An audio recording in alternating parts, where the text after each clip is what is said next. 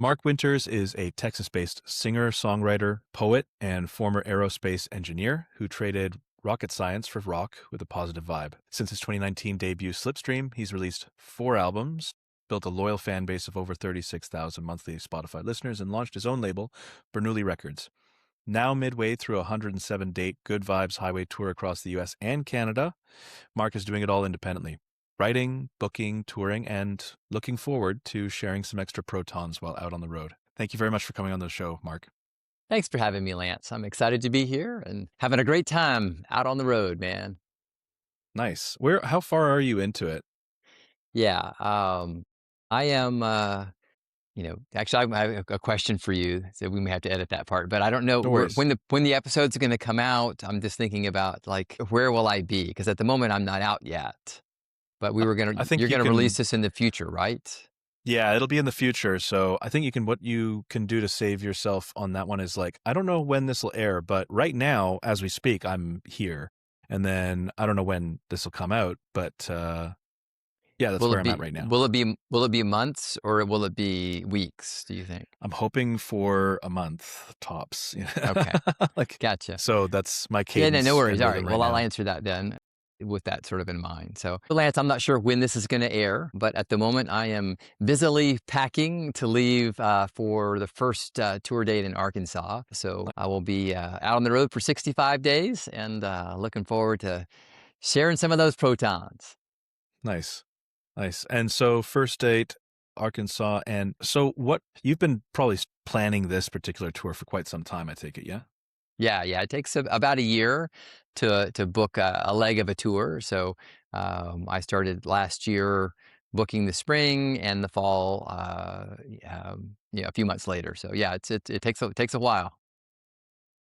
Well, Make Break I'm trying to make this podcast like something of a survival manual for artists in a post-development society or constantly developing society. It's this industry in particular. I think I had some real wild misconceptions about what this would be going into it. And I wonder for yourself, what were some of your own like misconceptions about going into this industry before you actually got into it? What did you think the industry was?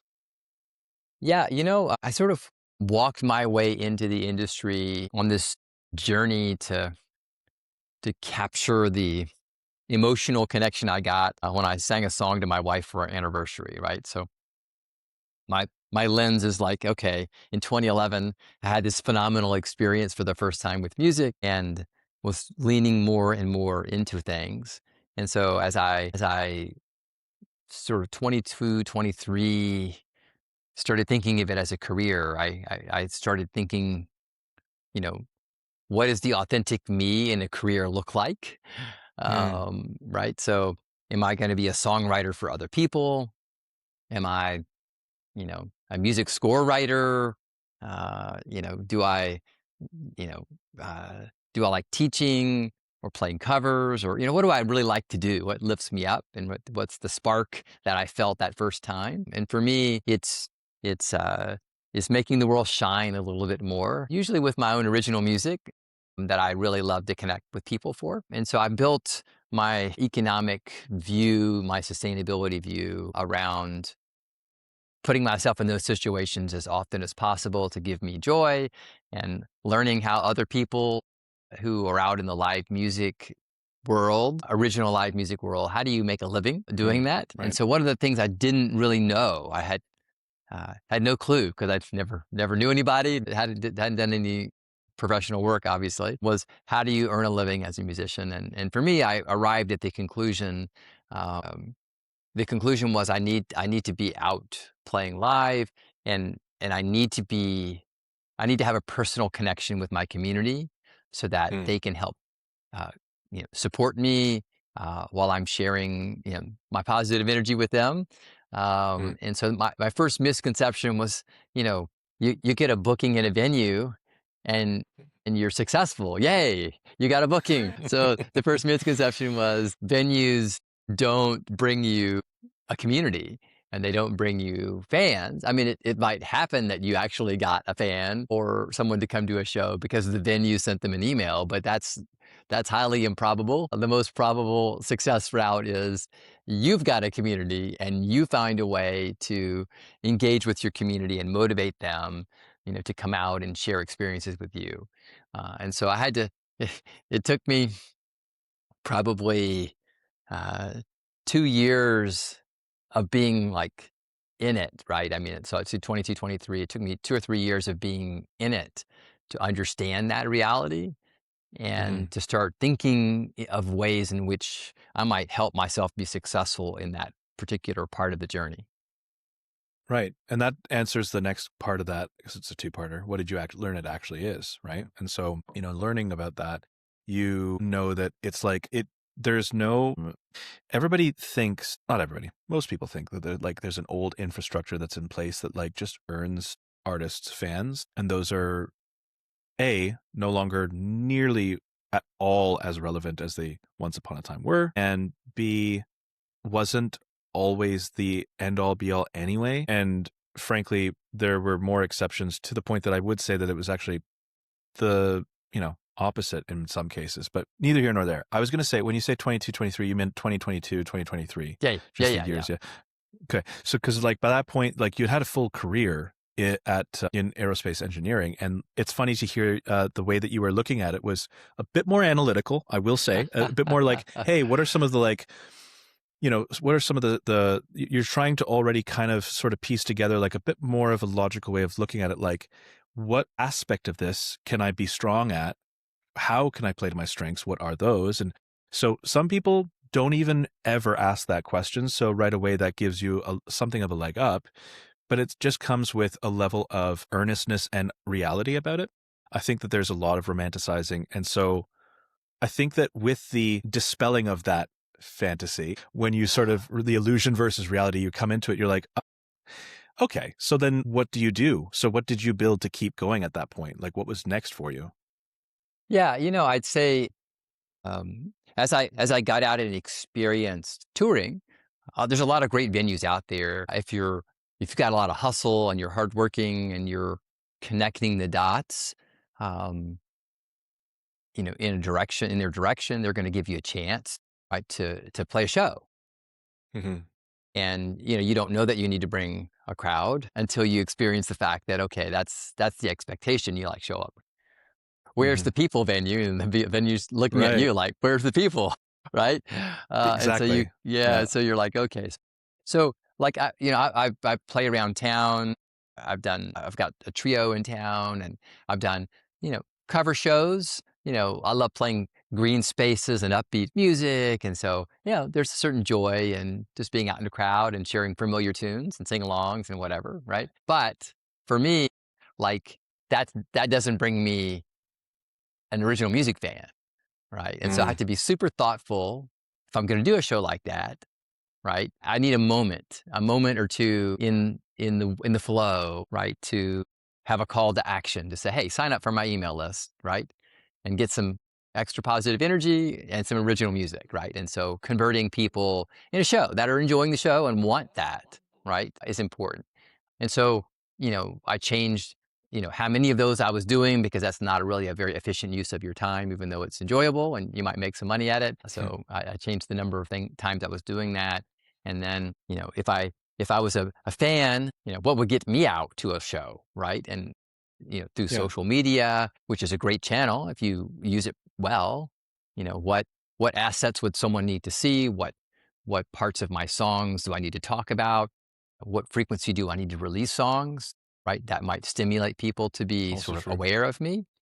And so I started crafting, the strategy and reading a lot about what other people were doing. And so I came up with what did I do and how did I remedy or how did I start improving that area for me as an act? I started really focusing on capturing emails in a way that was authentic and not pushy and really was targeted at people who were enjoying the music. I mean, you can get on TikTok and you can make a funny dancing cat and get millions of views. Um, you know, that's not a music first event.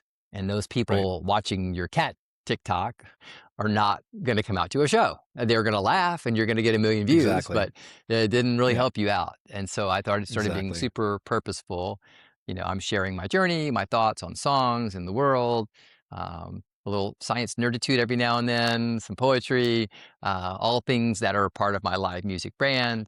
I like playing in theaters and listening rooms because I can tell stories and take people on a journey in those environments. Hmm. And so just started really thinking about who's doing that well that I see out there in social media, and how can I adapt whatever they're doing to my original, thoughts and project that are authentic to me, and started doing Hmm. more of that. So the style and approach shifted for me in social media, and then the way in which I was sending people notes to sort of come along for the ride changed, and just being more thoughtful in those areas, super helpful.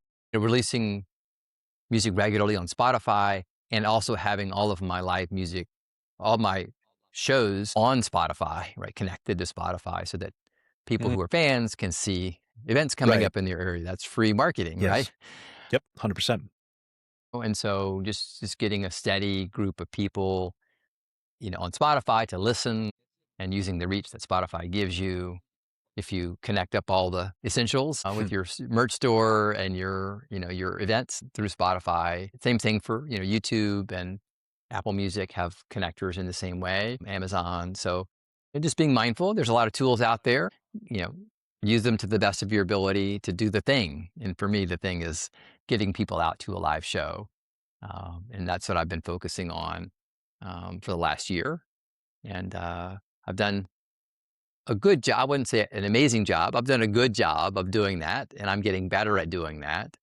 Um, it's really interesting, Lance. You see, it's like I pick a home base, like Instagram's my home base, and so I'm the most comfortable with the tech there, the connections. Yeah. My fans are most likely to be there, but it's easy to get sort of stuck, in your home base. Hmm.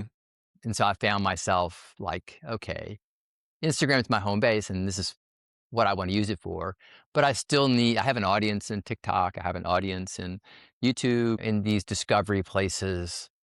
It's important for Hmm. me to have a presence and to understand what my purpose is over there. It's not to doom Right. scroll or, to make content that's not on brand for me, but things work a little differently in each of the platforms. And so I've tried to Sure. be more mindful in the last 6 months of what YouTube is for me and what TikTok is for me, and how that sort of can help me, get people out in the live music context. So, yeah, I'm learning. I'm still not a master at any of it, but I'm learning.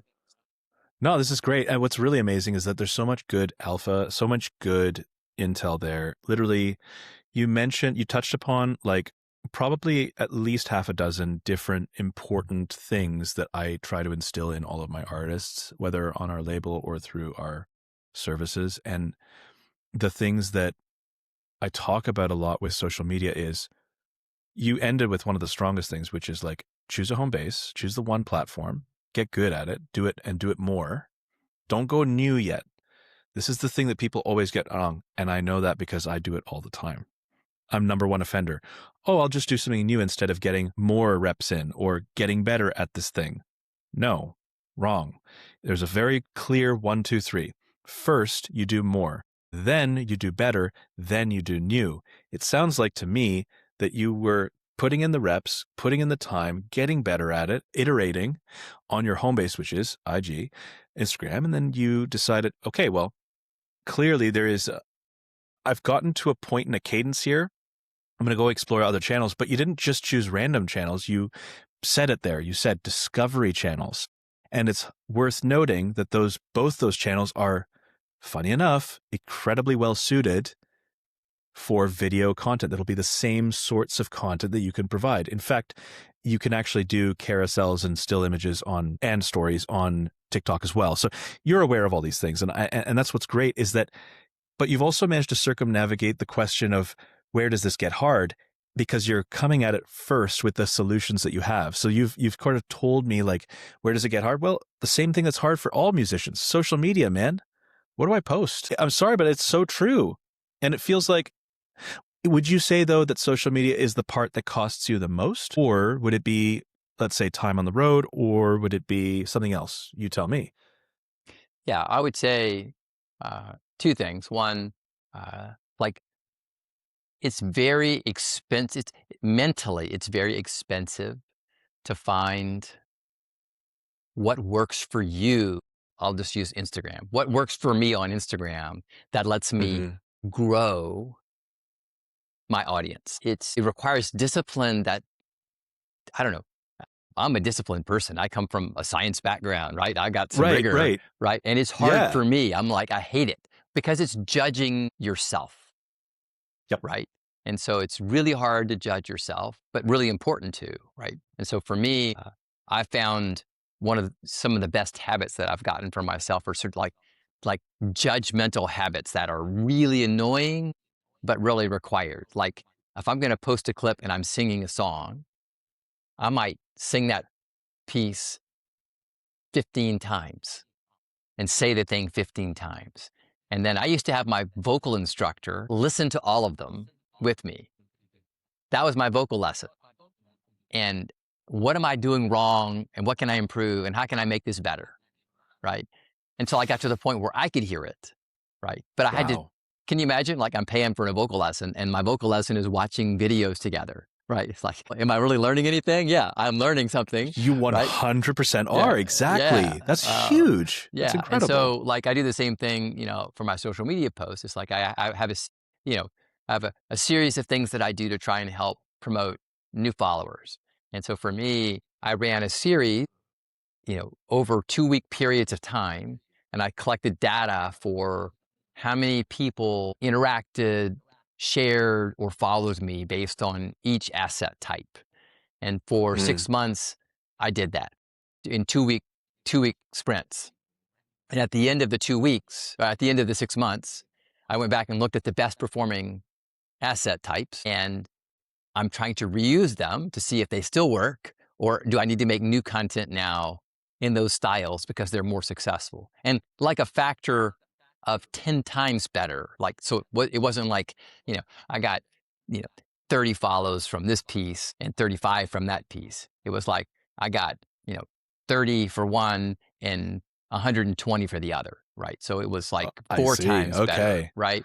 Right. So, Right. and you just don't know. You don't know what people are going to like. And it's, we're in this world now where it's asset first marketing and not, audience marketing as much. And so, your asset has to say a thing and, follow these criteria to be sort of best in class. And those things matter. And I can see it in the data. It's annoying. You're creating stuff and you have to wait, delay gratification for, 2 weeks to see what did what. And then you got to wait another month or 6 months to go through the strategy to find your authentic channel and the things that are performing. So yeah, it's really annoying. I feel like my own, you know, s- it would be great if I could just create and, I could just perform and not worry about all that. But my project would be nowhere, right? I wouldn't be growing. And so I think, there's some lessons learned in that area. And you're right. What I did, Lance, I really focused on Instagram until Mhm. I found the right motion to grow. And so I know now how to grow.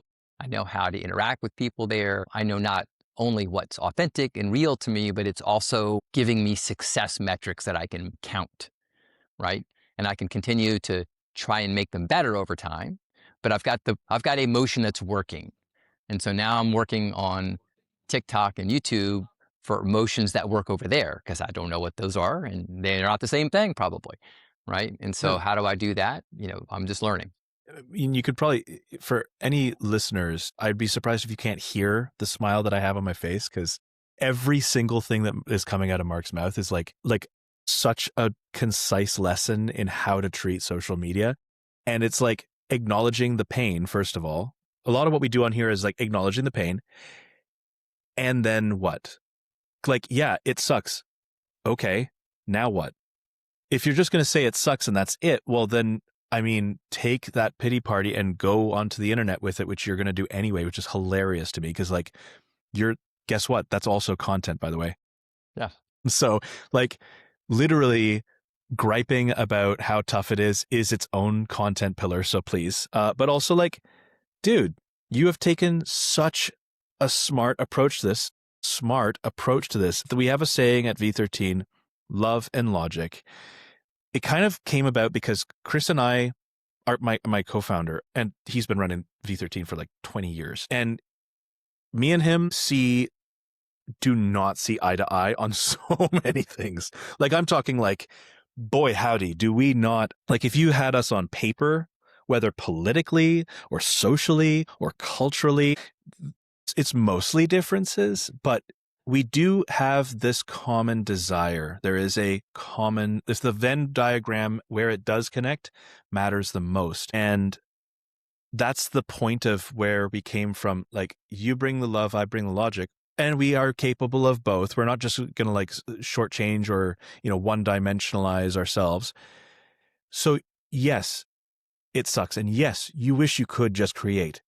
And it's also true that if you wish to experience growth, these are the things that you have to do.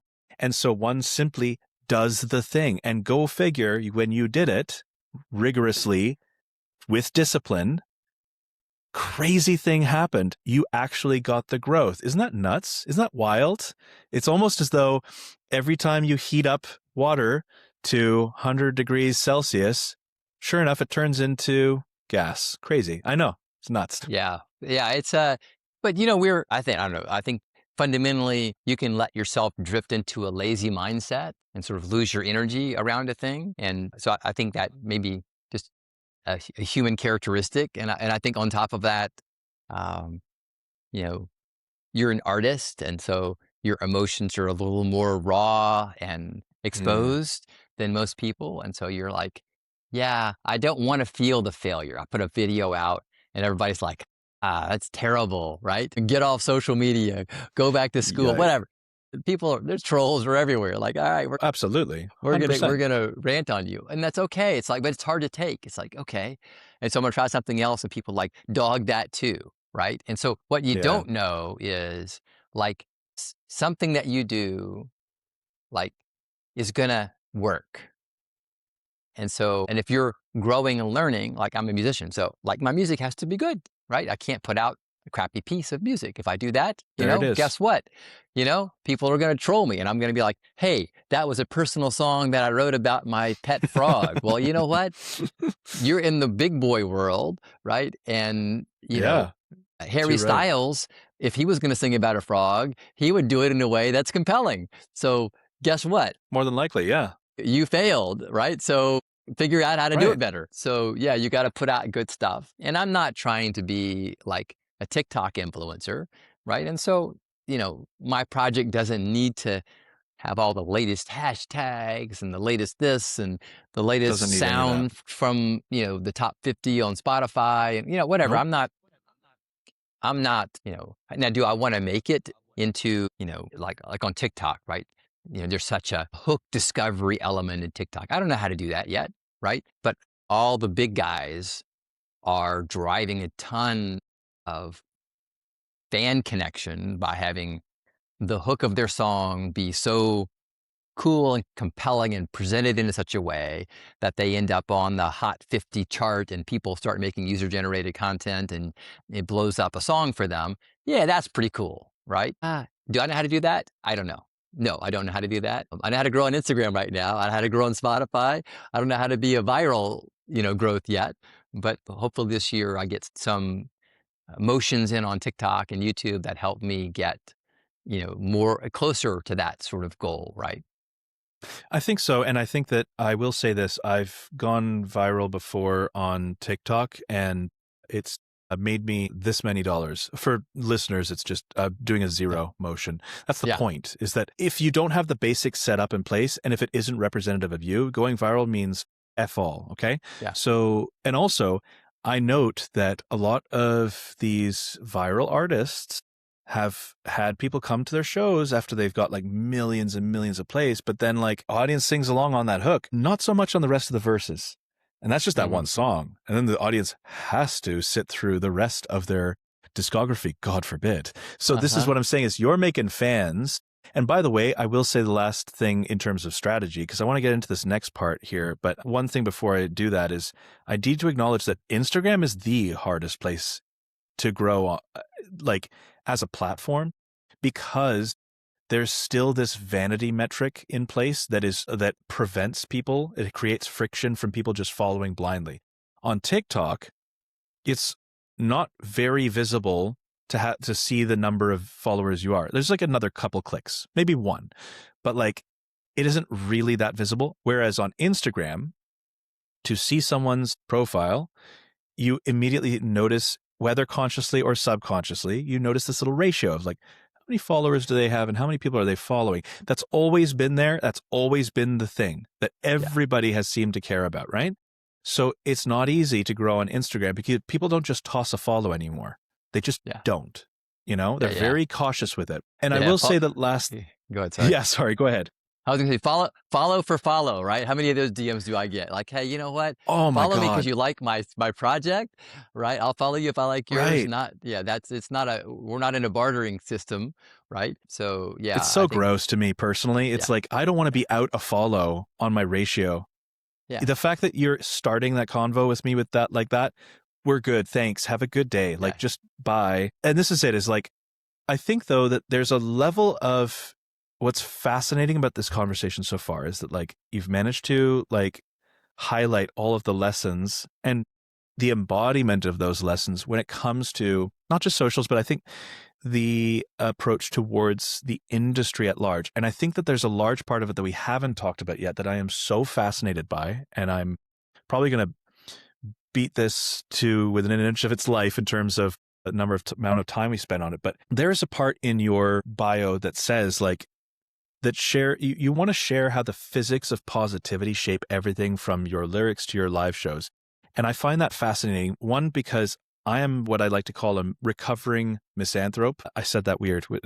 Recovering misanthrope, or a nihilist in recovery, or whatever you prefer.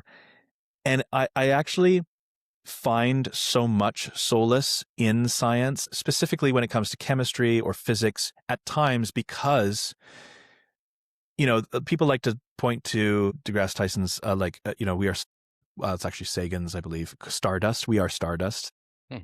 What as above, so below type of idea. And I just wonder at what is it, because you have taken this positivity. There is a positivity. You have to be able to make that positive choice. Otherwise you would just bow out, and what's the point? So what I'm wondering is how much of that informs it? And please talk me through and share some of what that looks like for you in terms of your understanding of like the physics of positivity. Yeah. So I say three things. One, I was just born seeing the good in people and the world around me. That's just kind of how my brain functions. And so I meet a new person. I'm like, hey, I like Lance. He's got this really cool chuckle and I love his perspective and he's very open, right? So there's a lot of things that I just see naturally in people and situations. Something happens like the terrible journey we all went through in COVID. But for me, also a lot of amazing positive growth. I did some things online and I learned a lot and became a singer-songwriter as a part of that journey. And so just sort of, I just see the world in a way that's a little more positive. And I think about, my science mind says, hey, I was born with some extra protons, baby. And I'm sharing those protons. I'm finding ways to get them out and share them with other people so they can take those protons over there and shine them, right? Because if I'm nice to Lance and I help him go viral on TikTok and that makes him happy, then he's probably going to share that with somebody else, right? And so for me, there's a joy in seeing other good people. Like I like the good people to win, right? I want to enable that. And so for me, I think there's a spiritual side of me that feels sort of make the world better, share the abundance and the joy with people. And so I have this spiritual and philosophical side of me. I have, because it's the right thing to do, but also it brings me joy, right? And so it's like this, it's a positive feedback loop. I'm like, okay, I'm making you better. It's helping me. I'm good. And then, just from a science point of view, I have this notion, this thought that, if people had other people's best interest in mind and they were self-aware around this area, they would make choices that would be to the betterment of mankind. And I just don't understand people who have this destructive mindset when it comes to themselves and the world that we live in. And so I think the stewarding of our own species, the stewarding of the universe has an element in it that requires this purposeful positivity or purposeful, improvement or betterment that is in it for us Hmm. all, to not end up on the wrong leg of a Darwinian journey. So we can talk about AI and how I view our use of AI right now, which I think has some of the same discussion going on right now. I just wrote a song called "What Does It Mean to Be Human?" I put it out. It's sort of my thoughts around the scientist in me and the shininess of AI and all the cool things it can do. And as I'm observing that, the philosopher in me is saying, it's doing more and more and more. What am I supposed to do? Right? What does it mean to be human anyway? That's the name of the song. Um, There you and, go. Yeah. and so I think if we all had the mindset to steward that resource, then we would be very careful with the way we were guardrailing AI so that it is to the betterment of of our species and the betterment of the universe.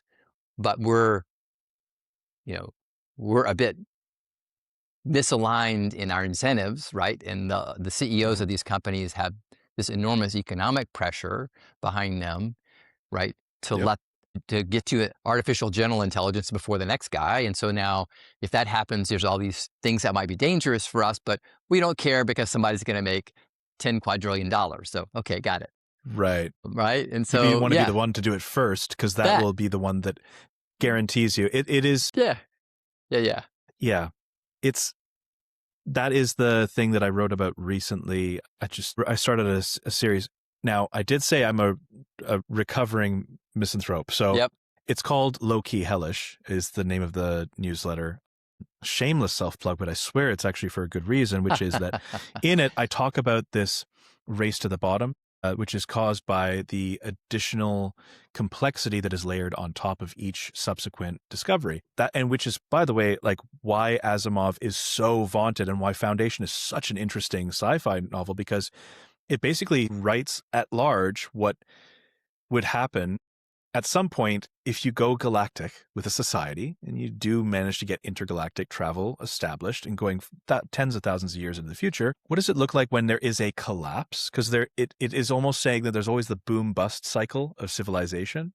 So what does that look like at the scale that he was imagining, which was just, wow, such a big, big view of the world and the cosmos. And I just find that like, we are talking a lot about our use of this, and we have none of the chops that are necessary for the use of large language models or generative AI, because our ability to talk about them, the humanities, literature, logic and rational discourse, critical Yeah. thinking, media literacy, please. I mean, it's just not even there. But maybe it is. And I'm glossing over with a black brush, just all of it. I think for me personally, you've touched on all these great things, and so I wonder, in the face of that, where do you you're contemplating what it means to be human, and would it be fair to say that you have an answer? What is your answer? Not the answer, but obviously your answer. What is your answer to that? Yeah. In my mind, there's this sense of connectivity and community that I think is a fundamental part of a successful society, right? Mm, And so hmm. I don't think in terms of an N of one, like what does it mean to be human? I think of it in terms of the collective, right? We have this collective community and things that we do to improve the collective are inherently part of the human journey. I think there's a lot of micro things that happen. You know, it's inherently human to feel a sense of creation if you have a child or you write a song or whatever, you create a piece of art, whatever it is that you're Hmm. doing, there's this sense of creation that's, it's mystical. There's a sense of connection that we can get with each other that's got some of this, these, communal flow states that are amazing, whether you're, a science person or a mystic person. People talk about it from different angles, but it's the similar experience. That's the joyous piece of things. And so I think for me, the sense of community, and that's sort of how I'm viewing my life at the moment, because there is, and you'd really enjoyed this. I don't know if you've read A Mote in God's Eye before, Lance. If you haven't, you should, because it's exactly Writing that that. down literally right now. Yeah, that boom and bust cycle we're talking about. It's a single novel, and it's fabulously written, and it's all about that exact topic. Oh, cool. Yeah, yeah. Amazing. So you'll probably appreciate that. But for me, I think it's like, okay, I can be present in the moment. I know what I like right now. I know how I'm enjoying building my sense of community around my project. If AI is born, it becomes artificially generally intelligent in the way that the experts are describing it. I don't have the capacity as a human being to understand that event. We can theorize, right? It's like, what happens when you travel at the speed of light? Well, as human beings, we don't have the ability to comprehend it. We can theorize, right? What happened, back in the day before Chuck Yeager broke the sound barrier? What happens to you as a human being if you're flying, you know, and you go supersonic? We don't know, right? We theorize. Do you blow up, right? What happens? Do you become a monkey? I don't know. What happens? We didn't know, right? And so we don't know, and so it's the great unknown. And I think at the moment, I don't have the ability to affect the outcome of whether AGI is born or not. I have a vote, and I can vote for things, and the government at the moment is not in control of that. So my vote may or may not be relevant. I can Mm. talk about it, and some of the dangers that I think that are out there, but I'm not going to move the dial. It's going to be, you know, Google, or it's going to be OpenAI, right? Or it's going to be Anthropic or whatever. Those people are Mm. going to drive it, and I'm not in the driver's seat. And so I have to No. just be aware of that, and be mindful of things that I can do, in those, as those things develop. But yeah, I don't know. It's, at the moment, connecting a sense of community and sharing positive energy, I can do those things. I can sort of come back down to the shoes I'm standing in today and say, that's what I can do at the moment. And I think that'll be useful and helpful for the collective. And then beyond that, I don't know. I don't know, Lance. No, I love that. I mean, I love it because I admire it. I do lose a lot of minutes of my days mulling over these things. It's a very brooding, cold, wet day out here in Hamilton, Ontario, by the way. So it's so perfect for brooding. And I have to say, I was spending a pretty inordinate amount of time this morning. Pretty much, I use a dictation app. I'm not going to say it because I'm not promoting anything without remuneration. Money first. I'm kidding. No, really, I was just sort of saying it. And I think that at the end of the day, when you come back down to it, okay, yeah, maybe that is all absolutely just going to end in some horrific exclamation mark or some ellipsis or some sort of full stop. And that's it. But also, like, you just pointed something out which is incredibly crucial for us, both as creatives and as just humans in general, which is you don't get to control the outputs. You just don't. You don't get to do that. That's not yours. Even if you say, oh, well, I can control where this little case is, I did that. Well, technically, it was merely your inputs that you were able to determine there. And frankly, the physics just took care of the rest. So I would, there's a subtle reality that I do come back to, which is all you're responsible for are your inputs. And it's very clear to me that you recognize that. And you're coming from both a place of love and logic. And that's what has moved the needle indefatigably. I can't believe I just used that word. Way to go. Thanks. Sorry. I'm in an editing mode right now with manuscripts. So clearly, no, it's an undeniable amount of movement that you've had. And like, if you didn't have that movement though, I have to ask, would you still be doing this if you didn't have the amount of success that you have had? You could sort of ask that question from both angles, right? From my point of view, I have this idea of what a successful, sustainable project looks like and what the metrics are around that. And so, Interesting. Okay. for me, am I moving in that direction? I can't control the speed. I can control the effort and the thought and the strategy that I put Right. in, like to your point, the inputs, but I can't control the speed, right? I'm going to have a show in Houston. We just had a big show. And oh, by the way, Brooks and Dunn are playing the same night as we are at the rodeo, right? Well, I didn't control that. So if any of my fans are overlapping with them, then guess where they're going? They're not coming to see me. So yeah, so there's things that can happen. So from my point of view, I'm in emotion, and I wrote this song called Speed of Light about this very thought process. Like, hey, I'm on this journey and it feels like I'm not making progress. Like I'm riding my bicycle and I'm going so slow, the paint is chipping. I can watch it chip off my bike. I'm riding the same road every day. I'm like, oh my God, right? It's a nod to Einstein, right? And like, you know, Yeah. Yeah. okay, but that's a perspective thing. Because if I get off my bike and I go over here and I'm watching myself, I go whizzing by on my bike. I'm like, hey, Huh. okay, it's a perspective. You are moving at the speed of light. You just don't know it, right? And so because you're caught in your own little microcosm. And so for me, um, yeah, it's got a polyrhythm in it, which represents both perspectives, and it's kind of anyway, a little Oh, nerding out, but nice. it's over there. All right, Love it. so Love it. Love it. yeah. Subtle ways to put science in my pieces. Anyway, so like, yeah, so I'm doing the thing, and so I'm on this journey, and so I've got metrics, right? And when I find myself getting discouraged, if I assess, I'm not doing the tactical things that I should be doing. That's what's keeping me from getting the success I need.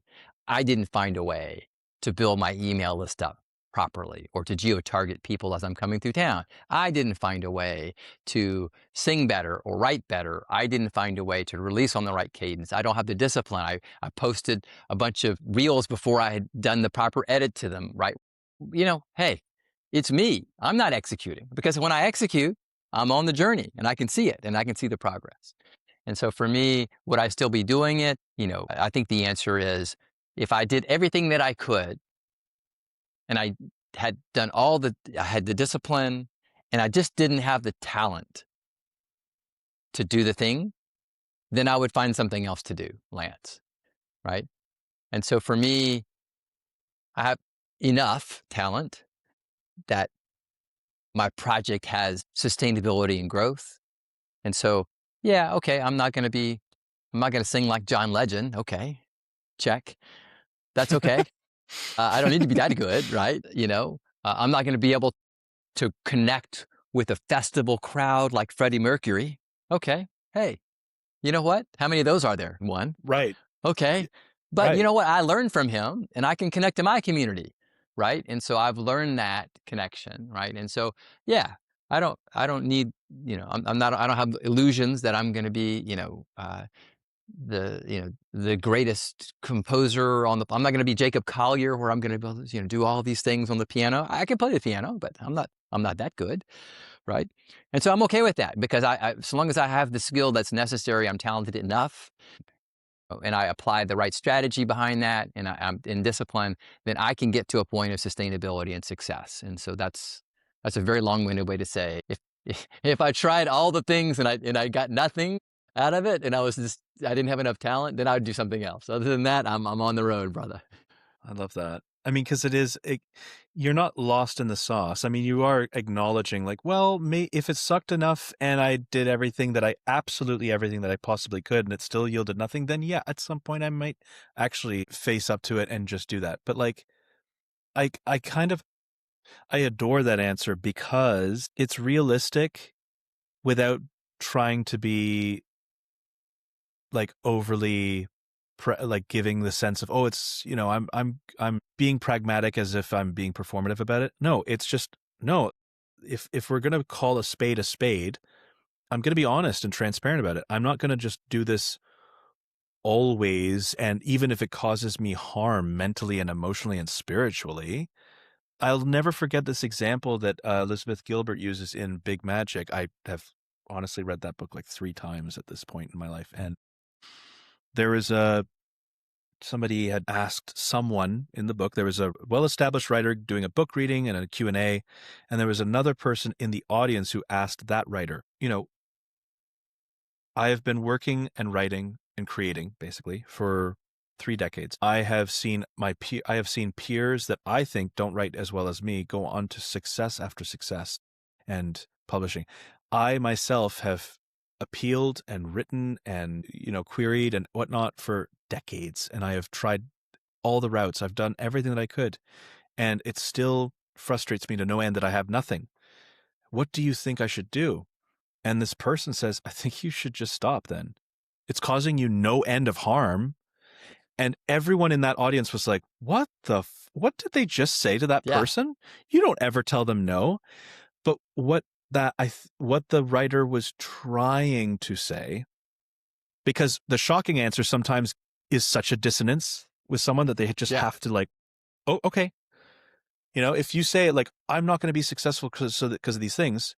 And if you tell somebody, okay, you're right. Well, watch them suddenly change their tune. Yeah. Well, yes, I will. I'll keep on going. And so then access that. Yeah. But that's the thing that you're doing is you're saying, well, listen, if the ante's up on the other side, I'm not going to like just go in blind necessarily. Yeah. And I think but I also know, I'm sorry. No, it's cool.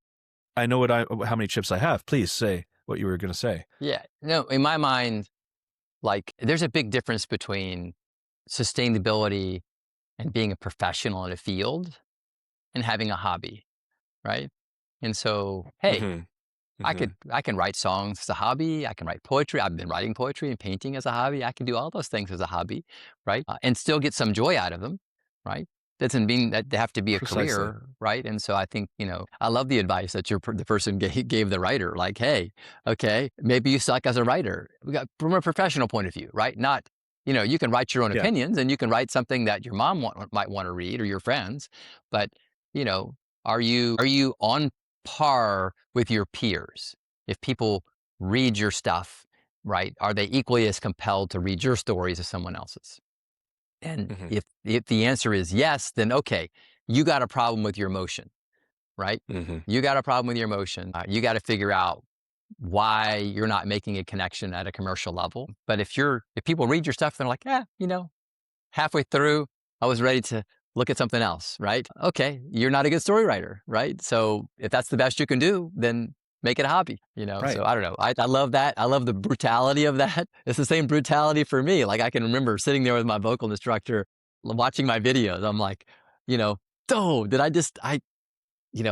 didn't sing that right. I didn't sing. I was out of tune or I was out of the groove or, what's wrong with me? Why can't I do that? Right. Well, it's reps, right? And awareness. Right. Right. And just get yourself better. And, if I'd have got to a point where I just couldn't do it, then that would have been a realization for me. Like, hey, you just don't have it in you, dude. Right. So either write a different melody or, don't be a singer. Right. But, eventually I became aware enough to do it. Right. This has been such a great conversation. And while I feel bad that I have to wrap it up, I do, because otherwise I'll just go for another couple hours. And I know that we would love that. But at the same time, I know that I don't know, sometimes when you have to tie it off, it means that I was actually able to drive this conversation a little bit more efficiently than I think I generally tend to. But I have to say I've been such a fan of this convo because it's really cool seeing someone who is able to truly get into the seat of what I've been talking about for quite some time. And it's just really cool to see the trajectory that you've been taking. And honestly, onwards and upwards for yourself. I really hope that. And yeah, I'm going to give it over to you for the final word. And then we're just going to say bye-bye to everybody here.